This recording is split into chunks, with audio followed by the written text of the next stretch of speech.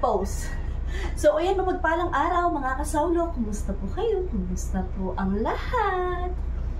So, ayan po, no, wala po tayong tinda today dahil mamaya, meron po tayong showdown sa Baba Pangulo, Zumba po. At saka, Martis po or Miracles. Hindi po tayo nagtitinda kasi paglalaba po ni asawa. So, ayan po, no, magluluto po muna tayo. Kahit pa paano may upload po tayo at may mga recipe po tayo na pansarili natin na mai-share po sa inyo. Ang lulutuin po natin ngayon ay ano tawag dito? Chicken a la King version po natin. At saka magsusopas po tayo para may soup tayo na kapartner ng chicken a la King. Dito po, meron na po akong nakamix na pampalasa. Meron po siyang ginisa, mixed garlic powder, paprika, vetsin at saka paminta po. Sobra ko po ito nung nakaraan, kaya ito na lang po yung ilalagay natin dito. Tapos meron din po pala tayo ditong ginisa, pampadagdag po ng lasa. Baka kulang po ito o konti lang siya. So ayan, sasangkapan ko lang po siya. Kuha nyo po ba garlic powder, paminta, asin, ginisa at konting vetsin. Tapos, habang nagmamarinate po tayo nito, ay ihiwain na natin yung mga sangkap natin para naman po sa ating sopas. Yung sopas na malagkit po ay yung sopas na hindi malabnaw. Marayupot. Anong tawag sa marayupot? Anong tawag below? Yan. Tapos, i-mix lang natin siya ng maigi. Kasi marinate lang natin siya. Toast. So, ayan po, no, bago tayo magluto ng ating alaking sauce po, ay lulutuin muna natin yung ating sopas para bumubukal-bukal na siya. Ha? Bumubukal-bukal? Hindi po, para mapakulo na din po siya. Ito po pala yung pinakita ko kanina na buto ng chicken breast. Wala po tayong karne bukod sa hotdog. Ito lang po yung ilalagay natin para malasa po yung sopas natin. Tsaka ilagay natin yung balat ng chicken.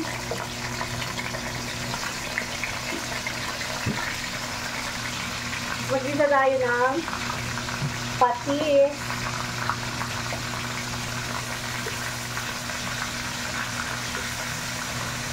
Sinasama ko po pala sa gisa yung ating jok dog para hindi siya hilaw.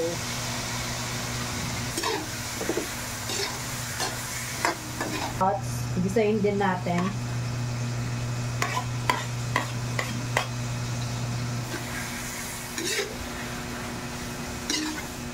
Ganito din po ba kayo mga kasawlo? Sinasama nyo sa gisa yung inyong macaroni or pag kumukulo na po siya, din yung ilalagay. Ako po kasi sinasabay ko siya sa gisa para lumalambot na siya habang hinihintay natin kumulo.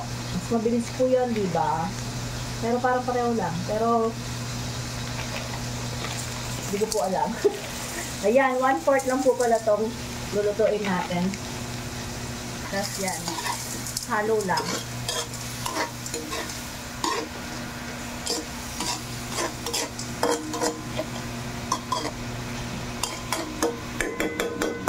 Tapos maglagay na po tayo ng perwa. Water. Yan. Tsaka gusto ko po sa sopas hindi yung masyadong masabaw. Yan, pakuluin lang natin yan. Habang pinapakuluan po natin to, ay magluluto na tayo ng chicken a la King natin na sauce. Gawa na po pala tayo ng ating chicken a la King sauce mga kasawlo. Ayan po yung gagamitin nating mga gulay. Meron tayo ditong celery or kinsay. Tapos meron tayong bawang, sibuyas, at yung green bell pepper or red bell pepper. Tapos, meron tayong mince na carrots. Lahat po yan ay mince mga kasawlo.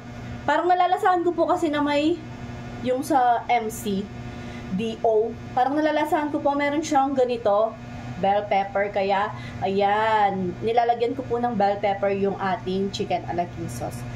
At ayan po, no, papakita ko po sa inyo yung version natin kung paano natin siya lutuin.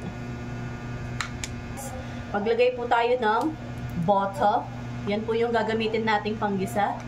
Gamit na gamit yung butter natin. Tingnan niyo naman po yung ating packaging. Yan. Tunawin lang natin yung butter. Nasa low heat lang po ako mga kasawlo. Para hindi po masunog yung ating butter at hindi pumait. Tapos ilagay na natin yung mga gulay natin. Ihuli nating ilagay yung celery. Pag malapit na siyang maluto, doon natin ilalagay yung ating celery. Nailan natin tong ating sibuyas at bawang, green bell pepper, at saka yung carrots. Sabay-sabay na po yan. Ito po kasi yung carrots, yung matagal lumambot.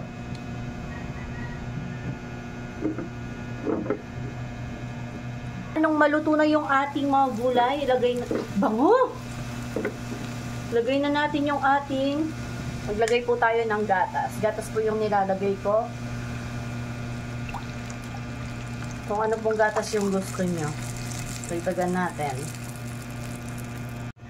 Ayan, tapos maglagay po tayo ng paminta.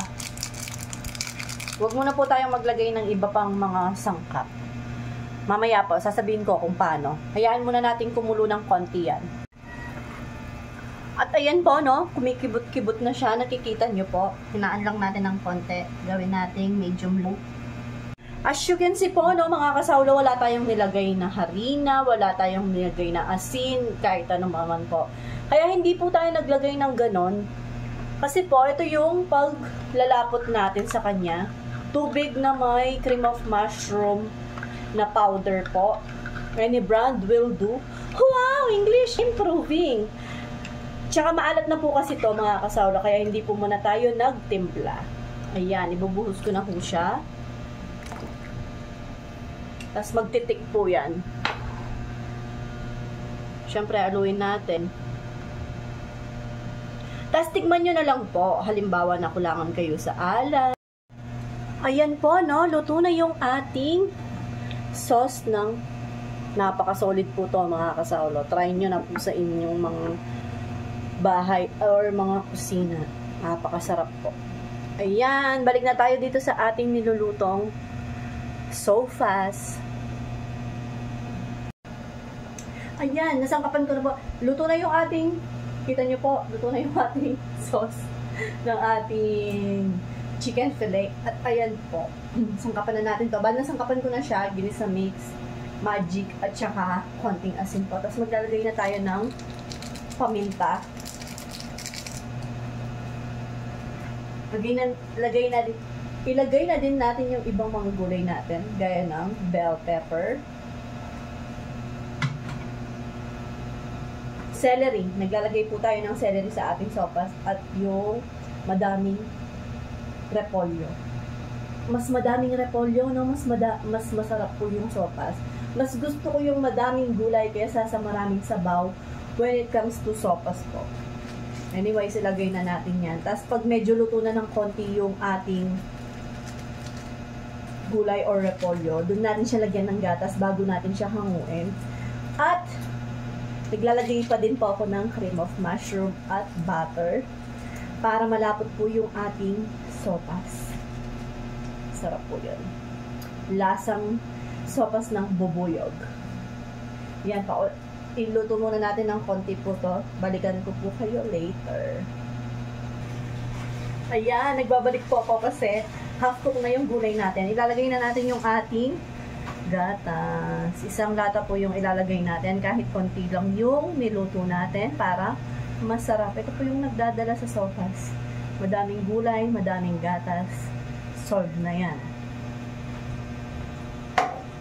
At yung ating tinunaw na cream of mushroom na powder dito sa kalahating tasa ng tubig. Pampalaport. Sarap po yun. Kasi lagay na natin din yung ating butter. Konti lang po yung butter natin kasi wala na tayo. Kung ano lang yung meron mas maganda po kung nagdagan nyo ng butter. Yung butter natin, na torture pa. Pwede na yan. Sairan na lang natin yung yan. Ay, kita nyo po, sarap niyan. Lalapot pa po to. Ouch. Lalapot pa po yan, mga kasawlo. Habang naluluto po, lalapot pa po yan. At ayan, luto na po yung ating sopas. Siyempre, aalukin natin yung mga pamangkin natin pag bebentahan natin sila. Sa pamilya po namin, halos kami po lahat. Pati mga tito ko, kapatid ng yumao nga pong Eddie, yung tatay ko po.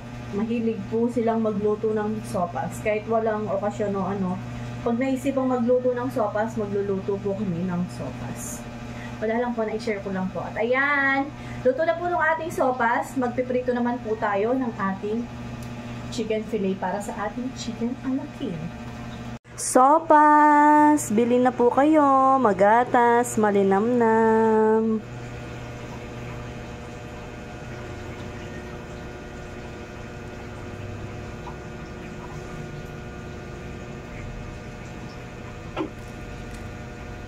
Ayan po, no? Balutin na natin yung ating, nag-prepare lang po ako dito. Harina na merong ginisa, tsaka garlic powder. Tapos, itlog at yung breadcrumbs natin. Liwas-liwas lang. Liwas-liwas! Ito po yung una. Sa harina muna. Dito yung panghawak natin ng dry ingredients. Dito yung wet.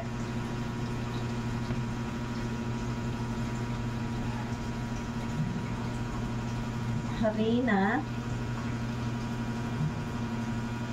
Tapos dito sa itlog.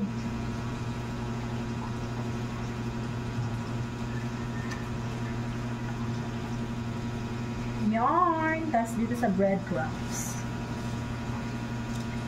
Ganun lang po. Prituin na natin yan.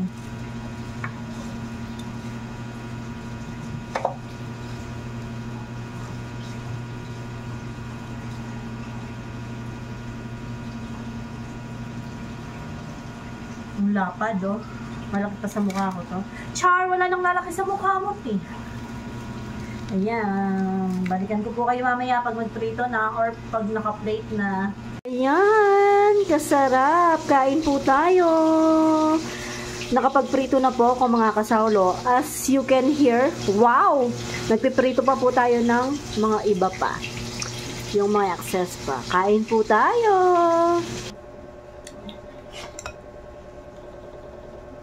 Grabe po i-touch.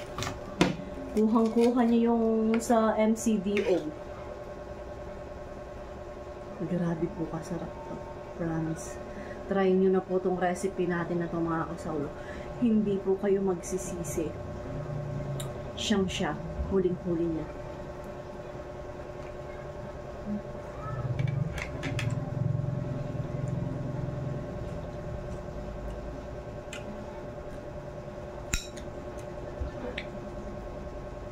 Tapos yung sopas natin, tingnan nyo po yung lapot niya. Sure.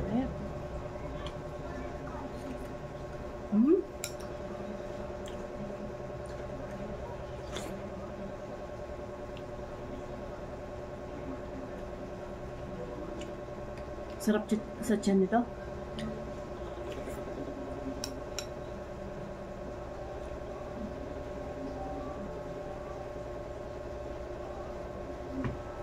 Bye po. God bless po.